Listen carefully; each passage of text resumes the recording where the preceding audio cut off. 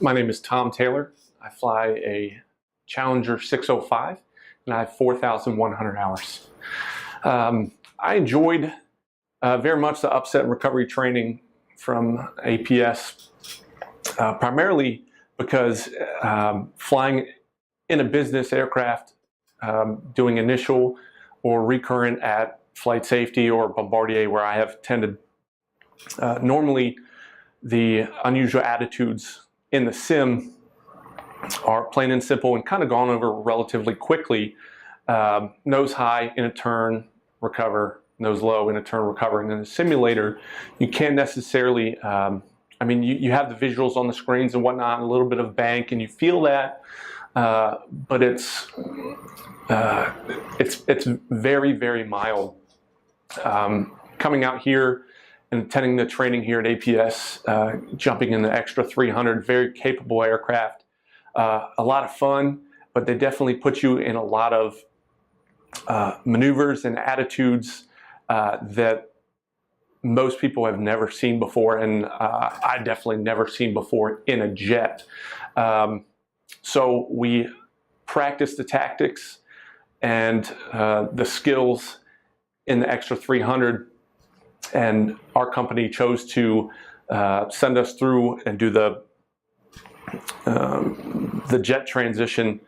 And once we had the skills taught in the extra 300, having the ability to see how those flight inputs and those maneuvers, the steps were the same in the jet, just like they were in the extra 300. So the process, the skills, everything transferred. But the thing that I think I got out of it the most was, number one, the process works. You have that plan of action: push, roll, power, and stabilize. And in the jet, it's the absolute same as it is in the extra.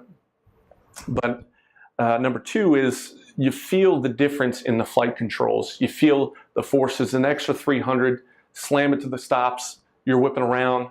It's a lot of fun, but we all know, I know the Challenger 605 is not going to handle like that. The Lear 45 is not going to handle like that. The 75 or whatever you fly, it's not going to handle like that. So, you kind of have that in the back of your mind.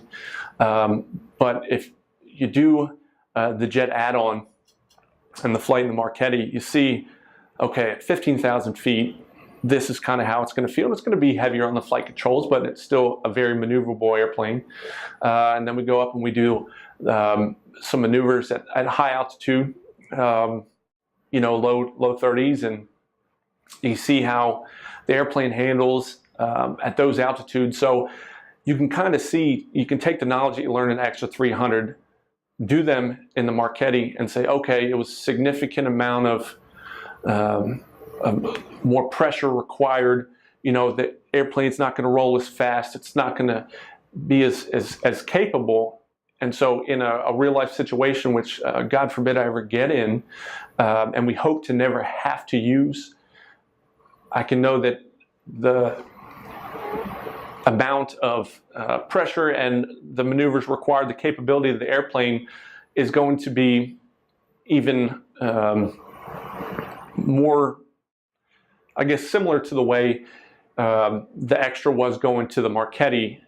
It will be going from the Marchetti to the Challenger 605, a less capable airplane as far as roll, the amount of pressure required to really roll the airplane, how slow it's going to be at a high altitude recovery.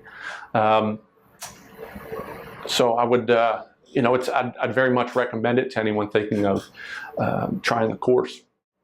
And lastly, the last time I had any kind of training in aerodynamics and high-speed aerodynamics was in college when I was still flight instructing. So to be at this point in my career where everything we talk about is applicable, very much was a good refresher, and things I think everybody flying in the high performance, high altitude environment should be familiar with, and at the very least in the back of your brain, if not somewhere in the front. So I think you should try the course.